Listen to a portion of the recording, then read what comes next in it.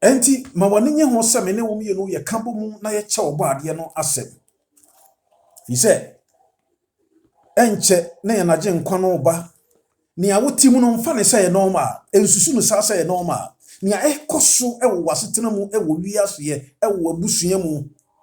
emfa ne se normal enti na me ne wo mienu ye beche obo ade no asem de ebetumi aboa ya me yenya wogye afiri obonefo no ensam eno tina me pese fa wo twerɛdua ne bɔ modin sa wo bɛtwerɛtwerɛ enyiti so sɛm ahodo a meka no sɛ quotations ahodo a bɛtɔ fam no na wa twerɛtwerɛ ma wa nimra wo ho so na ma yɛ nyina yɛ nkamo mu eno tina me kai wo sɛ bɔ modin sa wo betumi a subscribe sɛnea da bia wo yɛ no Bible Studies with Evangelist Charles bɔ modin sa wo betumi a subscribe na wa share ama afoforo nyinara ane link na share ma afoforo nyina na beka Hour of Prophecies Evangelistic Ministry ebusua no so eho ebi oba ade no ehia me no mienu se ebre wei no ye beka ye ho abomu na ya boa ama ya brabo atimi ase afata enu nti ne nia me no mienu ye ba be che no ohun se ye wo ko kese bi ya ye ko obi biara a wote asase so no a ya wowo no a wote saa wiase we mu no woda woko bi ano na wo ko bi saa woko no o maame eto wontumi nkoma wo papa ntumi nkoma wo papa wo yire kyerese boa no wo beboa wo nanso wontumi nkoma wo da fi se woko no akono no eye wakoma no ano na ehu yiye pa eno nti ehia se me ene wo ye bema ye ho kwan se ye be force ekwan ben ye befa so na ye hunu wokun no ankasa ne yakon wokun no eno ne ade ye wo se ye dwene ho eno ti maye mo mpaye ye da wase ye na je nkwa pa ne ya bankese ye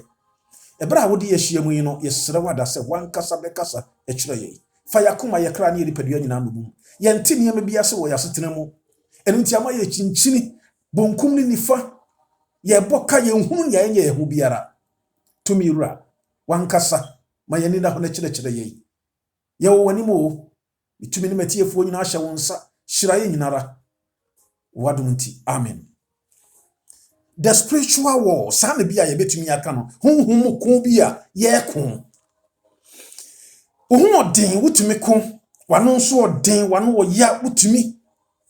an me de manu atwa no me de manu akana to fom oh mabono obo me maboni bi do di matem madini bi ontimi mame so biem ane why you wadwen sa se sa niema no nya no na wo betimi di akon okon no da bi wokun eda wanim no enipa na waba physical na wona wo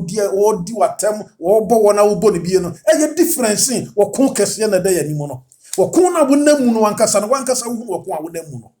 nanso ase wo mfa no serious One say Jesus Christo e ka kire yen e wo John chapter 10 verse 10 no wose wo wifo no wo matches wo be wia no wakum na wasei enti bonsam wo ma wo wasetenam wo ma wo fie wo ma wo wasafo mu wo ma wo wankasa wabrabo mu obra o mesei bibi bonsam ba ufie a wo sei niam ansa na wapie enu nti na da biara da ton safre Jesus Christ wo fie fi se bonsam wo ba na se wanyawo a wo pia wo ja yareye wo ja wo hia wo ja ka wo ja nkuguo wo ja eniema boni kuara na wo ja no wo fie wo kwan no ene wo fie wo dan mu ene wo ho wo ba bibiara sana bonsam tie wo ba visit wo bre biara nyabre ne kai Matthew chapter 12 no verse 43 going no wose hu fini firi a wo kochinchini se wanya baabi antena wose mesan mako me dan a me firi mu no oba a wo hu se mu da ho firi se wonya mpaibofo wonya kristoni wonsua bible wo mo mpaye wabrabo mpese be sa fata kristo eniema boni ko na wafa na wabrabo no de wo yense fata enti wokofa hu moni mako enso de brosa wo ho oden na de wo ma begu akoma mu Hupa officer sa wo kai Luke chapter 8 verse 2 going na wose otu moni mako enso ene firi Mary Magdalene mu na wo ye dwamanfo enti obetimi aye obi a wo mu yade obetimi aye obi a wonum jot wonum wi ena hwe sisim brafo na me pese menua ba baabi a wo no ne wo mu nia wo ye enye wa dane bra Jesus Christ nchei eye wo kon kese bi na wo mu ane enti wotida no wasanu jot wonum wi wonum ensaden chese braboni hu mako bi a wo no so nya agro Ni nyina ye hunfi wo sefo no de sa hun na bigu so. He said, Hosea chapter 5 verse 4 no, wasi adwamama honhom ewo nipa mu. Sa na atoro honhom konkonsa honhom ewudie honhom. Won se dada wuti Kristo sum hwese ne a, wo kunu pa chaw da biara da. Asem biara chisa ankowu, chisa krawo. Wuti ase sa? Yes. Brono no so won mo won ku a kire se asem biara efa wo ho. Wuti asori mu no asem biara chisa fa wo ho, chisa wo ka bi. So ye kan tokwafo a wo ka ho bi ye kan wona de mema trifi fom a wo ka ho bi sa na be ma no nso wo tie nyame ba sa wo tie ase ahunu se ye wo ko kese bi na wo na mu a enka wa hwehwe solution bi se sa ko no ma wo nyankwa sa ko no sa de na da wo sum sa hu na e de wo ye adwuma no sa hu na control wo no sa hu na mo woni guase e ka abusua ka obi biara sa hu no e ma wo ntumi nya Kristo Yesu e wo ko chese wo nyankwa je e betimi akum e betimi ama ye de wakoto afiase bebre anya sa hu na wie aye won sama wo wie wo bokro no wo di atem wo kontokwa wo yese de biara da wo nko a e pesa me catch wo say hunu se enye normal de yesa wo dwunu no wadwunu ne se da abusua no mu wadwunu ne se abusua wo edi ye ne yedin pa enti sa na wo say ba da bi nye sa na wo say ba da bi se wo nyabere na sa wo ka Proverbs 30 verse 13 kami no a wo se enipa bi wo ho a won eni tirabo na ni nton kire se eye hunhun bi na wo won so omuyade wo ti sa de wo bedi watem wasoni kumu akwase e bo ho be senta enan nu nyinara omuyade wasoni maami ma odinatem ni papa odinatem ne yini odinatem omuyade baby biara sa na nipa to no sa we de omuyade mu nya no eye hunhun bi na yusu sa na wa mema obetiri su na ho ya ode eye hunhun bia sa wo ba verse 14 na won so wo kire se enipa bi wo ho a wo mo se kura no wo mo se kire se enye ekum nipa ewi nipa ese nipa timiki kan nipa ho nsam sa en konkonsa ni nsekulo ni ade aye ne mata nipa ho nsam kan won pa adwuma nyo wo wura wo kwa no ba ono nko a wotie kura wo ono nko enkonsuo da ono nko a wo nkonsuo da woni amanfo kire se chise maba wa enu afre we akosuo we na ye konsuo ni ye kan amanfo ho nsam ye ti ho mo da bia ye ti abonten kwankwa mi aso nyame ba me pesa me kai wo se eye hunhun bi na di dwuma sa na hwaniye pa se wan hwe yi a won ti ase na ena me pesa me no mi enu sua ti ase na ye hunu kwan ye be fa so a ye betumi afiri sa wo hawo sa mane de di enya de ama hia eda ye nso de ama ya ware eguo de ama man kora ho asema ye de ama ye de ama adwuma sei de ama ye ne nan fofo ntam atetie de ama yesusu ye be abosi nya solution no eni kwasi ye tena mu ne fa nsa ye normal da bi se woye sani ha dwuna kire yen saade we de dabusuan mu yare we de na dabusuan mu ane adenti na dabusuan mu dete wo saa ma wunya nkwagie ane de me pesa wo kai no fi se wo ye Kristo ni nkwagie na wo pe enye bibiara enti se sense we da wo so a na wo ne namamanfo bi ncha yi a kwagie baji we to wasene baji we ye we enu nya solution da bi wono de obetumi aboa we bia obeye wo maame na ye wo papa na ye wo de ade sa no be ka kire wo but me ka kire wo se enu ntimi muwa wo ma wo nyankwadie de esa wo ye ne se wo be pe obi a wo ye Jesus Christ no ye be hwe solution ane but ye hwe de wo mu no hwan na de ya ba wo so wo se wo wifo no wo mba che se wo be wia no wakum no wasai wo wifo no wo ne hwan ya wo wifo no wo ne hwan ya Bible di ho adanse ye se Yesu Kristo kan se mo de mogya mu firi no obonsam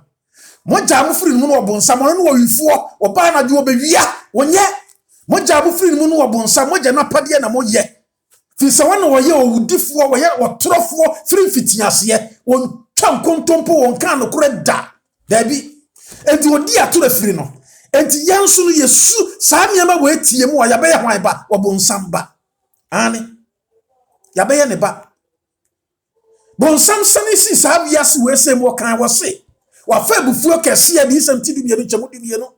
Firi se wonim se ne bra wo etia. Enti ne bu afu. E wo menum ye no so. Nanso ani gisem ne se yensu ye wajifuo bi o a wo so sen wo no but ye ne ye ho kwai. Ye be hwehwe saa wajifuo ne be hu no. Enya wo prophet, enya wo maame nya wo papa. Na saa wajifuo no wo ben wo go wakoma mu se bie no na wo betena mu. Wo tire mu abonsam ntumi.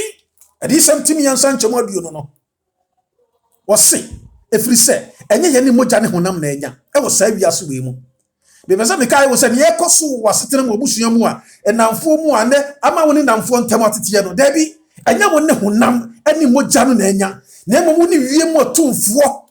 ahonhomone e wo so ani ewiase mu asum mu atumfo na wo ne wo manya enti ya to obu asese wo ni amanfo ko wo namfofo wo yire ensem bi ekoso abufusem bi no to obu ase enya wo na wo ne nya dia wo ne nya mo no eye honhom ko na wo ko no na wo so wafa ne say normal wafa ne say normal Kristo ni a wo kwa asori wo dwene ho pen se wo kwa asori pa wo pesa wo yire ho pa enso bokoro no wo bo adwaman wo no nsanden wo sa no jot no wi wo dwene ho pen na wo nsa sa wo ko ye firi yefa wafa ne say normal na me aba me pesa me catch o say normal wati yare nu a ekoso a edi munya ekuwa ye eku nana ku papa enti wo dwene ye wo se da abusua no mu enti aka me nso de me beko enye na wo ma Onyame amfa saa yare na anto abusua no mu. Dabi. Aniti bompa ye bom yire ho se. Wo ba hwehwe tumi no a ebetimi aboa wa mu afiri saade no mu. Me pesa me kai wo se. Second Corinthians no chapter 10 no verse 3 go yin kira yen se. Na ye nam honam mu de ti bibia so wa ho. Me nua ba. Saa abusua we bomodin se. Wo be fa ni serious pa. Fi se ye yo nyina gina we no so ye nkuguo nyina so gina we no so se ya anti bible na se ya anti we no ase a ye ntimi nhuru ye nkoso ani ye nkuguo ba bia free ba bia ye betimi anya ye nkoso ne ye nkwani mu ba bia ye nkuguo no so free ba na hwan ne betimi asia no ama ye wo betini aboka ye bibia age niema ye wo ho e de agu ase na twitwa nkokọ wo fie ani ade we kona we yi ba fi se sa ne mo ne sa initiative na me ka kire wo se nya no ne betimi am wo nya nkwagye ma wo nya didaso enya abrehemu wo gifo no mu de da busua no mu betimi afiri ho da bi na hwe hunu se ye wo se ye nam honam mu de nanso ye ntu sa wo honam mu wo ko aye kono nya honam mu ko enti wo ntumi mfa hankachifo nko ko aye kono nya honam mu ko wo ntumi mfa ki holder no nko Wakuwa ye kunya honam mu ko enye sa akwankyere bia obi dia ma wa wodi akoti nsu abesi wu dan mo no wodi bibia to asene no eno ntimi ma nkoso aboko no David ka kire Saul se dia wodi ama mi nson hwe da ani mi ntimi mfa ni Goliath nko sanse ebra mi hwe me papa nwan no se okyisire ba jata ba bi chino na madwa no enti wanyame a wogi mi firi sisire jata nsam no sa nyame no obegi mi firi Goliath yani enti mi ntimi mfa honam niam nko wontumi mfa sika nko wontumi mfa wo japade nko wontumi mfa wo diploma nko wontumi mfa wo doctor nko wontumi mfa se wo ye pastor se wo ye prophet se wo ye wontumi mfa nko sa wo ko no David say de metumi di akoni enti Saul sa akoni ye wemi ntumi ye ko no nya honam mu de enti honam a wo di akire no honam niam a wo ye no wontumi mfa nko okon no Efrise yensa yetuo akodie no enye honam die na emomu eye den nyame anim se de bedure pie ekese na yedwira adwene nso enti yakon no yesa no akodie no nya honam die yakodie no enye sika enya nkrante yakodie no enye tuo nya jan yakodie no enye semikuratu enne ya na yema were ho pa Bible kire samonyam yesam wo Yesu Kristo ani masam wo nanso ne no hwe wodada wati di for no wodada wo prophet no wodada de waka kire wo safa ko no wodada wo maame na ye wo papa na ye wo sewa na ye wo nuaba na ye wo kunu na ye wo yin ye ma ye gu aware bebre ama amanfo okum ye maame no yanso adwene senti na ye ku na ye nyansa mfata na ya fasika dia ko gina sori demo ni ye de hwehwe pampan mi twitwa Satan wase tutuo na wo tutuo mi tutua bo Satan mi tutua bo baifo no mi tutua bo de wo ye me no mi de sika ye twitwa no adan na ya dunu mu ye da adan ye hunu nyansa da adan ye ni ma ye ho so da adan na Bible kura ye na nso ye di nsamfo sa ye be hwere ye nkwa niema na ye no wase okon no enye hunam mu niema na ye betimi di akon no enye tuo no ene de wodi akogina ho no na meti abonsam so na mani age meti abonsam so me firi ho ba ya na me bo adwaman me bokro no suban bone ye wo ye mu no sa prophet ya wo share sanko kan sa asem kire wono so ne wakoda wo se me bofo se me nware wo me bofo se me ne wonda adai ye ne bebie da bai nyame ma ye ne bebie da bai okon no de ye wo mu wo se mo wani na ho na munwan efiri sa motamfo bonsam nam se jata obubom wonam baabi biara wonam fie wonam wadwuma mu wonam baabia nyame ba wodi wo haw ne bebre sani amanye bebre ato ye nso wo ma ye nya honhom niema bebre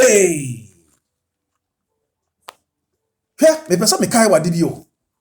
ewo mu niema bebre timita abusuan mu sa ani wa hunu de ye ebetimi abase abusuan mu ne yanwo ena ye ko obusun so se ye kopeba ena ye kokuo na si wo mu ye ma ye yibie enti ebia na eyingina bi yakogina wo so wo yes sabu nyabere na sabu ka Genesis chapter 31 no a e ma yeti ase se verse 19 come in nyina no wo behunu se wo se verse 10 se na mai ekai ehunu se Naban wo se o ka kire Jacob se afedie gina no woni yagye mo na wajafie afedie koro na wo kuro yi na adan na wawie amanyame senso na won fai anyame abusia no honi no wo de ahwa abusia no mu efie ho no wo mu se dan bi si won mu ankonya bi kuma yigu so nsa wo mu se buo bi etifie esimfie ho no wo ntimi fa odan momu wo mu se obeto de bi esifie no mu no ye ntimi ntwama ne nyayie ye gina ne yema bi wo ho no na Rahel de wo se ebra ne papa ehwehwe no Jacob si da behwehwe ne papa ehwehwe no a obeduru no so no wase mabu mi nsa wode ato no yoma no so no wote so wase mabu mi nsa enti ama wantumi ahwe Rahab afa abusua honi no wode koye dani ababaawa a wasi so abusua honi wode koye dani wonu se abusua no beyiye bi wo ho wonu se abusua no niema bi ewo ho etobra bi a wanhwe ye no wa amnyere wo ho a wani birienti wasisa abusua no niema bi abusua na gudie bi wani brade duto adai wonim de yefre wonim de de ahyemu wonim sɛ no na ama wonya sika no na ama wonya ho na enso woda wo na eniema bi huruhuna wo eniema bi hawo woda na bu bi ne wo bɛda ene ho nkoro ne ba wadwene ho pɛn wosusu ho pɛn Rahab edininya on sɛ mane nya ne wuro wanka no kore wafa abusua ho ni ɛde na wode koye ababa wade pa na wode koye ofa wo haw bebre mu woni mamane ye no haw wo fa mu me pesa me kai mo se ye woni yema bi edi yenya ewo ye mu se wadwene ho pen a abusua no mu no yema bi wo ho ade bi ankasa wankasa wo ye woni ma wo so enti sa honhom no ewura wo honhom no edi wonya honhom no haye honhom no ye yema bebre obey na wo ma honhom mako enso na ne wo no ani o na ehu papa Yesu se obone for ne de woye no sa wonya bere na sa wo kai Roman for no Romans chapter 7 verse 20 come in no hwe ye wo honhom bi no ma haye ne wa hwe ya wontimi nya de power Kristosum mu da wontimi nya de power aware mu da wontimi nya de power wasetena mu da hwe woni obi ye adwuma wo ye den wo adwuma wontimi nya de pa da krono wo mu ye de chewa wo mpe ye yiye ne no wakowia kire se wo de bibiara ni bra ni ade wo mu Paul say ade na mihuna mane say verse 19 come no wo se na papa me pe no me nyo na ebo boni a me pe no eno na me yo Paul say me papa me pe no me ntumi nyo boni a me pe no eno nko na me yo da bia eno nko na ha me sa eno nko na de me ko na de me basa wo se adentra wo so hunu se o pe no wo ne homo pa sa me pesa me ye ade papa me pesa me dominua Me pese mi jai krono bo. Me pese mi jai domamo. Me pese mi jai ewudie. Me pese mi jai ntokwa no. Me pese mi jai wokunu wompra no. Me pese mi jai joto no no. Me pese mi jai ensade no no. Me pese mi jai bayikro no. Me pese mi jai adwempone ni susubone ye wo bitiri mo no. Me pese mi jai buya manfo no. Nanso mintumi nye da. Adentra wo se wo ye ne de nka wo ho. Ene wo se wo hunu mra bi wo numu. Sa mra na wo nya free edi nturo mo no. Bonsam eba se nyame se. O se wo nyame se mani duaba no. Bonsam se di na woni beti. Enipa tie bonsam. Enti bonsam nyaaye ye be ye ne ma. Enu nti na Yesu ka kire yen se. Moja muftie no ne bonsam. Wono ne wo se di. Woja obo wono se ni. Enti no ye nyamara bi wo ho. Eye asodin eye dizo chese ema ye ntimi enye sitie ma wonyame enti no sa huhu we be hye mu enti aye mra bi ewo ye mu eno na control ye eno na di adwene so eno na di anipa bia so eno na di yam bi biara so eno enti na duru ba bia woti kristo sum mu woti aware ye mu wo pese wo do wo yire wo pese wo do wo kunu nanso unu be ma foforo bia wo se wo pa na wo ko wase wo pa na wudi akire fi se ene oba timi ka se wonu se ehunfi Paul se papa wo pene wontimi ya ware nanso opese de biara da egu ya ware bebre se e wo se mikunu woni me dam miensa dako de biara da woni me dam miensa enan enum eye hunfi mi ne ba sachira wadwen wate se su ye hunfi na hawo ane mo ware mo wo se nko a ene efie num mfie nsia mfie aduonu nie ene ne wahunu se wukunu sesei ene ema na mama no nso ya dwena sei ena afi ye gun sabdi so nia no na afi no nso haye bi pesa me kai wo se eya hunfi na hawo hunfi na ma hu ya wo desa enti wahunu se Paul se papa me penu mintumi nye wadwena ho pen adenti na me da na obi ne mabeda wo fa ne se no ma adenti na wo da be ma na wo bi ne wabeda Obesori anu ahu nyina afo adentira eguya ware bebre hwe se oba akora no nyinsan e ma de bebre ka ubedi hu adanse ye ofefuro na se sa honhom no wo mari de ni kire se ni ko honhom yire anadwoa obo se wa fefuro no na bre na pa kakra bi pe na woni ne beda ya pe na yegu na asai eya re hosem edi nkuku bebre ba na ne bebre no so no bonsam hu senti wo de akɔhye akɔsɛm enti no saafo no on se ke masturbation hu sɛ enye enso bebre no ne wo mo ye no de pesika bonsam na de awura mu saa enti ne ama prophets bebre akandifo by asɔde mo akandifo bebre de omgu so no me pesa me kai wo se eye wo ko bi a ɛda wo so sɛ wa momodin no wa free saa wo ko no mu a me nua no adɔforo wo nkwagye bɛbɔ me dia me no wo kan kwagye ho asɛm wo eno ni ade a Yesu Kristo ka kire yen Yesu ka kire yen se ye gini dia John chapter 8 verse 31-32 o ka kire Jufo agina die no se wo mtana mu obehunu nokre na nokre be mu manya wo gie afiri wo bonsam afiri se atumi wanyina mu afiri oba se wo ne ye da na dwo ekunu wo ne ye da na dwo aye huhu kunu yire no obekye ye firi mu wo hia sa wo bom pa ya na dwo wo hia nya wo mu nya no ma enya wadwin se no ma yetua wo kanso bokro no da bia wo kwa fiase ba hwani ye pa enti sa nyama we haye ya no bia ye tenase ye nyeye ya addicted se man konto kwa metenase ye nyeye obitimi ka se prison hormone no me ko aye no me ko dua banche abob ese ko tuo chese eye hu bi na control sa me nua ba ba ema woni nye ho sa wati enti Rahel na wo abusua ho edin na wo se abusua no mu no eniema bi wo ho abusua no giade bi eno na ye side control eno na control wo me pesa me kan se wo se ama abusua no mu no emfa ne se ye no ma bompa isu fra urade bompa ye ntimi nya dwuma da abusua no mu nyina ya wo ho ayedin ya ware mu ayedin o fa ne se ye no ma ya woni me bi e koso wa abusua mu ntina na Petro eka no ewo Acts chapter 2 no verse 37 to 14 was omu busa say yenye dai was mu maye mu mosu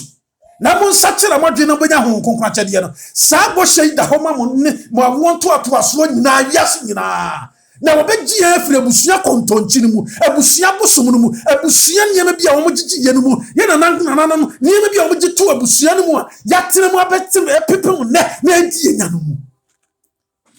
ya wo bi control abusua no ya wo bi control oman no ya wo bi control wankasa adwuma kura wo ye no ba bia wo ye adwuma nipa na wo ye company na wo ni bi control no ade na wo nya mpa ibofo wafa niema no say normal asore no kran bebre no omkoje aso omkotete wo masore hwe niema bia omde titi asore no wafa no say normal wa wo say bra bia wo mu mini ame pesa me ka kire wo say ye wo ko bia wo namu sa kono se ya momoden ampre na ya mfiri mu a oh heaven ye nyada dabi ye ntumi nya heaven koda ani eya rehopa Paul se papa me panim ntumi enya no ma se wo kwa asori wo preach wo kwa asori ye leader enso wo ne ma na dida eduru bia wakoji ntira na eduru ba bia wo behu sababa wan wo su adenti no free no kuranchi wo su wo so wonim die ntira ba sa papa no wafiri ni yirechi wo su wo so wonim die ntire baasa ababa wan pese wo wade wo su wonim die ntire baasa a wakotwe mpra wo wi ai wo fa wonim die ntire baasa wonim die ntire baasa ane be dia be jitum se baifu wo ho humfi wo ho sa tumi we nyina ya dwuma ne eya dwuma enti ma wo ho kwai nyame ba ma woni na ho ne busa se sa tumi we ya dwuma no me ye dan mafiri mu de se utumi busa no ane yenim se ye firi wonyankopon mu na wiase wonyina na da obonsam na ba mu eni nti wode wo haw menu aba on pese obekọ wani mu da enti adwuma no kom obem ye yiwadi enya wa o pese nka wo yire wo ho ye adwuma pa na enso ye be yiwadi wo do okunu pa so da biara ntokwa wo fie eni okunu mo mpaye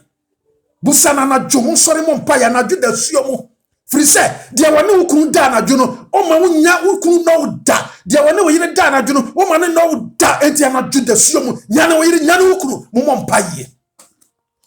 pia wo ma ne nyinara fa wo brɛwrade anim sɔre kɔ wɔn so fa wɔn satutu wɔn so bɔ mpaye ma wɔ anadwo kanhyira nsɛm kan adom nsɛm kwankwani mu nsɛm gu wɔn so sanse bonsam wa nyanwa a wɔde kɔ ma so wɔsafo no sɛ wa nyanwa a wɔde kɔ ma so saa wɔ kon no ɛna wo kon enti na saa wɔ kon no na wo kon yɛmfa didie na ɛkon yɛmfa na bebrebe na ɛkon yɛmfa na bebrebe no ene maame beda me ne papa beda chese wo hwe adentina woni ne ba eda eye no ma se ababawa woni o papa wo twempra woni o papa wo sanya no ma na wadwene ho pen sa wo kun a wo kunu na mu ya woni wo ba no da no wadwene ho pen buan wati bompaye sufre rade ka kire rade me pesa me kai wo se ye nam wo kon kase bi mu okon no koso ane but Jesus Christ asema wo kan ne ye manigi sempa Jesus say John chapter 14 verse 30 no wo se wiase so difo no eba na enso se wo ba wonya ne ho bibiara wona wode ne ho onho ama no wonya won bi wonya won wontumi mfa dwamammo wontumi mfa krono wontumi mfa samkika wontumi mfa wudie wontumi mfa mansotwe wontumi mfa wokuru wompra wontumi mfa sanyema wengu won so da fi se wonde won ho ama no nyame ba se obi ye nyame ba obi ye Kristo Yesu ba dodo a wogi no wona wogi ne dindie wo ma won tumi se wo ma ye ne ba enti obi biara wode ne ho ma Kristo no wo se obone fo no wonya ne da obomodi o wo ye biara mo oba no na ni nso me pesa me kai wo se eye hunhun bi na ye saa wodi wachi wodi oba na chi wo mfie ho but won tanton samfle Kristo wo fie ho no me pesa me kai wo se ne won na mu ne ye wokon ane bon sabani abere no wokon kese a ne na mu no ke dievu benis onyame hyiram wokon kese a ne na mu no ye hia Jesus Christ okun na ehu ya na misuro nyame ba eduru bra wasame ne wo ye maye ho kwai na ye hunu se ye maye ni da ho na ye hunu se ye wo kon kese bia ye kon wonu se Judas Iscariot no odi Yesu achi o but now we ko kese if he said John chapter 14 chapter 12 verse 6 no was na we krofo wie sika and then nipa bebre ti Kristosom enti ne ama leaders aya krofo ene wo ma fa safo manyina nkoa hwese ne leaders ahodo yetete asori ahodo ye hye nkom bia manfo so obehye nkom a ehu atowo so we be hye wo beka koton ntoma wonya sika bebo busia na wo dia bebo afode wo di wo kire wo kwankire wo to wai na enso wo da so te dia wo tie won se wani nyi wo Kristosom mu won se woni nkwagya hye e bia kyase wan kasa wo hwe mu a wo se enkwagya nkasa pa no se woni ani je wo Yesu mu wonya nkwagye fisi wo hunu hunu akwa me pesa me ka kire wo se eye wo ko kese na wonam mu ma wani na ho na che wo ho efiri ba bia wo no ade fotrofo no ha dodo che ho firi ho no na kai wonu se wo obi ho no obetinye di nkuni mama wo but wo chenya mpa ebeka ne ho asempa na me pesa me kai wo se wo ko no se nka wo tumi ahun se wo kodea oh bebre no ye fa ne se normal de ani na mu no but me pesa me kai wo se ye wo ko bi na wo kun emfa ne se normal emfa ne sa ene won so odidi ekura ne ane du ba bia wusuro ane wo da wusuro wo yam hihye wo ntimi nda fi sa wo da ya begina wo so ye bebo abaifo wo ho na hunu obi ya waso da ye ne nipa num gina ho na ma me gina mfi ni atutu abo ne mfe ade achi ye ne ho no na ye tuntum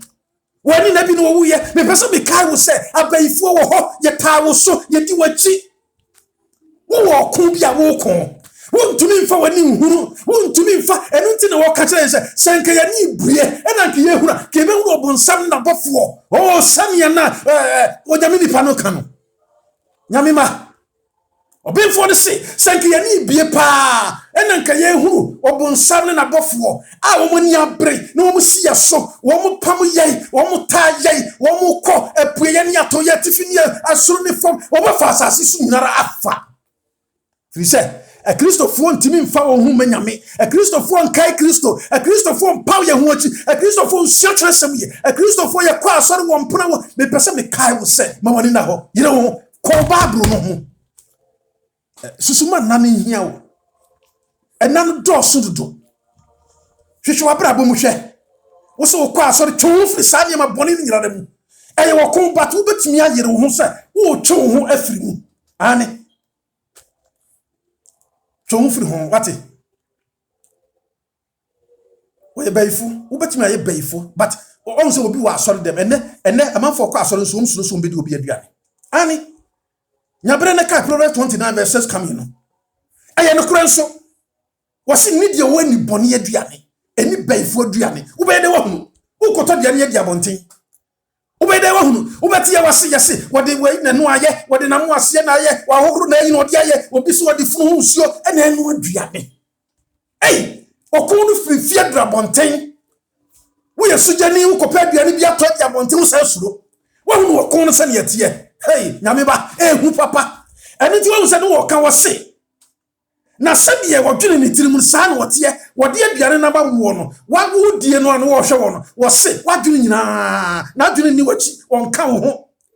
afuruma wode no befe na oyire befi wo nsampa ene ne amanyame aka nifo bebre ya hwehwe fam ababa wa de wo ba wo nkyɛ woye beifo tumi wo yo bibia wode be hawo enti jaya kyede na wo pɛ bebrebe no ene nyame aka nifo akyede nkoa ene opa akyede saa yetua ne ka enso be gi akyede etu be wuso be du ba bi no na jese nyame ho nkonkon firi ne mu ani ho bone na abetena ne mu wo bo se no one mayi dida saa wo bo se suban bone bra bone nkoa na no wo saa ho no wo ko no wantimi ya nisu nkunim bomodin se obe hya wo so kakra Petro se mon sakira madwi na mon nane mo ho enfiri nyama bi ho ma de wo kura nya wo fe mini aba ma hwe menka se eni akyede na ba kai hu se o mamu wo nhira se wo je susu ye chawade ye de we brew na waje na wo de hye wonum na waje na wudi wo ye nyame nipa sakira wadwen nyame di nipa dom bi ahye won sase bua won pai bomu anadwo bompai masafoi on so aye mere okura no wo me deda ene obi suro so oba kana sema kire ho fi so oba ya wo so ne beda woni bia deda wanyi nse na wo yiguo Uma sa hu ya control sa. Edi usu sa.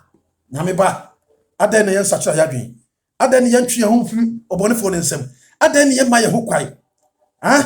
Adan na yen ma ye ho kwai. Me pesa me kai wo se wa ma ne ye dɔɔso. Nanso me Bible di ho adanse se onyame se obegyew afiri ni nyinara bi. De hyew so de da wo so no. Ama ware ho anye den no. Ama ma ho anye den no.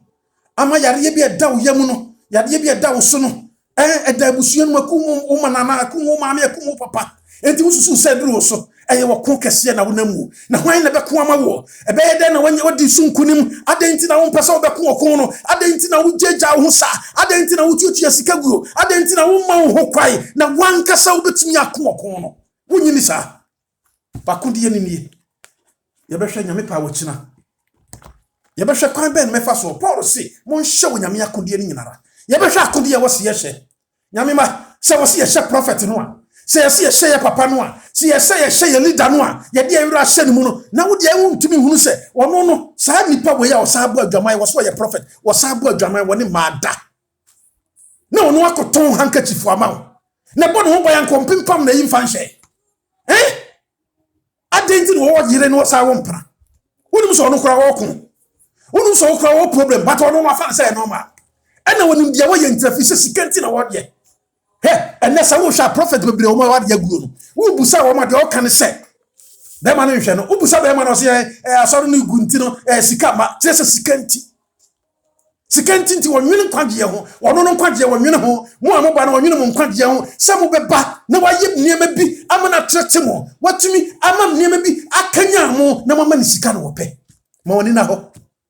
Me de me ni wo sua awurade asem na maka kire wo se wo gie no wadom no wo nhira no wo bambo no wo nkwagye no ejina Jesus Christ so ejina Messiah so ejina na sempa no so se wo bobrapa se wo te wo ho se wo brako wanim se wo jai wo pem ama Kristo Yesu se wo de wo brabo no pra nyina e ma no eno na be mo odi nkunim nyame ba me pesa me kai wo se wa wo yie yo no wo nkoso no nyina nipa nsamu ani enyina nipa nsam na wo ba bia yesa wokọ eye Jesus Christ na yesa wo twebe no firi se honhom no de adi enya firi ahyase so wo enti na David ika no wo se Psalm 51 verse 5 no wo se wo mamumuyom na bonim na me na nyinsami enti na ne na Paul ka wo Romans chapter 7 no na ehi adwuma firi se efiri edi ntro mu saa honhom no abetena yemu enti na wo kan se yaye bunsamma yaye bonsamma na fa John wo ka wo se we mu no wonyame ma na bonsamma da adie obi a wo ye de ntini bia na ye bonsamba eno ntino saa ne honhom na betena ye mu ena ye die ni abonsam de na eba fi se wono na wo fa ye wono wo kura ye wono wo de nam wono na dwene de wo ka kire ye se ye nya ne ye because Kristo ni ka wontumi nkura Bible saa na woni wo ba na won nya ne ho ade no kwakoda wo se hu pa wontumi preach wie na office wa wo safo ba o musa abre hopa won ti ase yese hunhu bi na yusu ho na wankasa wasa akọji sa hu na wo de ye edi nye sika di pesika mami wo de nka wani abre pesa osum nyame yi wo de nka wani abre pesa wo ko heaven na nso niema bi diuda eniema bi how yare bi ni ade enti na manfo kyerɛkyerɛ kwai bebre but me de akwankyerɛ me de ma woni se ko Bible mu fa wo kyerɛ sem no eni ye nsua kyerɛ sem ne bompa ye Seven them Jesus Christ waka me je papa ni dipa Matthew chapter 6 verse 6 wasi nya bre wo ha no doso wura wo dem bompa ye bo waja wo so no mpa ye waka wasi famu dadwi no ha nyina mra me so emeto me so 1 Peter chapter 5 verse 7 adan ena won fa odwama mo no nto no so adan na won fa wo nsam no nto no so adan na ware na aye basaro mfa nto no so saa wo ku yi won fa nto no so na wa da adan o mayema ye ni na ho ye mana so odin no eye wo ku ye kunu aso odin no eye wo ku bo modin sa obetumi ako abufuo ni yifiri wo mu entokwa bebrebe na woni amanfo kunu yifiri wo mu eda ye be ko heaven Yesu be yi nyina kyerɛ wo obekere wo se ukunu na ne bufu da no sei obi a obedi watam da no sei no eye hunhun bi na betena ne mu e ma ne kasati awo sa wutumi ehunu saade na wo se bonsam be share Judas Iscariot akoma mu Yesu se ma bom paye mama wo. Enka bonsam Luke chapter 22 no verse 31 God was say Petro ma bom paye mama wo. Enka Satan person wo wuso mo sa eburu. Na se wonya gina se wonu anu de. Ebre biara bonsam ba. Ebra wo ya de pa wo ba. Empo hwe yi ebra wo bom paye no. Wo bom paya Yesu bom paye da duanan anajo awia ene ade da duanan. Wo wi ya bonsam ba ye. Enu ntino enye wadwen se ma wie da bi bompa ye sufra urade sua wo twere sem no komu na fa wakoma nyina ma no pa wo ho achi ye behwe kwan pe ne ye befa so ne yetimi adi sa hunhum nya ewo ye mu nso nkunim but ma kire kwan ba ko se bompa ye anadwo biara sorry anadwo hunhum na wo no da no bekọ ehia me pa yi fi se eha awarefo egu aware Emma awo kura ni anama ho aye din. Bompaye. Nya brefa wo yefunu to ne bompaye. Nyesa wo kotena mountains no. Nyesa wo kotena so bi fie no. Wo fie ho Jesus Christ wo ho. Wo kan wo ho. Wo nya me ba. Ade na wontimi kan wasa wonkyere no. Ka kyere no. Kristo no mu aye won kan ye ho. Messiah no nhye ye din. Na ye ntimi firi sa wo kon yi mu because ebetimi aboa wo. Ama wo hu nyame so ani so wo mpen so na wo ye Paul be kan wo Philippians chapter 3 wo se mitumi ade nyina ye wo de o hye me din no mu o ma ne yure firi niam bi boni bia na wo ye na dada niam bia na wo ye no ade bia wakofa no wo ho no kotugu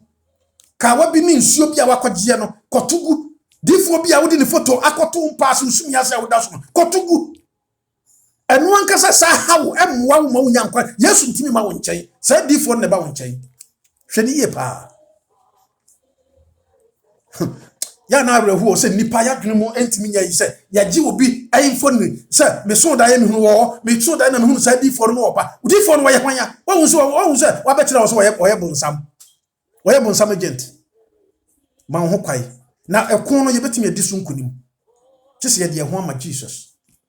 na ye suya ye di ni strategy niam bia wo kyerɛkyerɛ ye se ye nya no ya ye ne pepepe Emma no enye wa yi se wo be subscribe na wa share ama afoforo na wo twenya me pa ono ankasa na dum so ye be sua na ye hunu kwan ye be fa so na ye toa so ehunu niema bebre enti bomodin se wo be share ama afoforo oba de ne ntina nim nkyerɛ wo on hye wo den na wo ma oni mra wo ho so na wo hunu se nia wo tim no nye na o ma nia wo nam nye na o ma ahokeka bia wo keka ho no nye na o ma wo ti hye bi no nye na o ma asrasra bi no nye na o ma omo yure bi no nya no ma eniem bi a wo ye no asoro no ye nka nkyere wo di for nka nkyere fi se o ka kyere wo nya usika nyi wo nya wo mu but ye hunhu bi ne control sa Jezebel hunhu bi edi se metimi ye no nkyemu edu nkro ne edu wo se ya ma Jezebel abetena sore den e na wo ye sa ne ma no ene ti hwe ne ye menu aba miniskirt bi a wo di kokoko mo na wo pokwa egu ho no ne ade no wo mo fifa hwe ne ye nya no ma mema se ne no wada wasafo no mu Emadu do say na wonu omada wasafo mu. On say nya no ma. Sachira wadwe. Kristo betumi ajew. Okon no enye wo a. Menim say eye bonsam no. But ye nyama ye ho kwai. Ye wo bi a wo sosen no. Aw betumi wodi ni sunkunim dada. Wodi ni sunkunim ama mel madari. Otu ahom akoma konson le free no. Yes. Owura na oba no. Osina Luke chapter 15 Osina bonsama chichira no mfinhia dumotwe no no so ya Abraham ba eti sa papa wo be sane mi no mi no oh hallelujah bo woni nyi so chinya me pa wo be ba so fi se obesane mi waye bebre ogusu awoye wa chichira wo bonsama chichira wo de adwama ato so wo de krono wo de nsano wo de emfie sai Jesus Christ be sane on kan ho na won hiraye on hye yende o ma ne basa no so wo yen so o ma yen kunudifo Oma ye nimra ye ho so na ye mpre na on kan ho ne yetime di nkunim wo kon mu wona dom ne na wo nti amen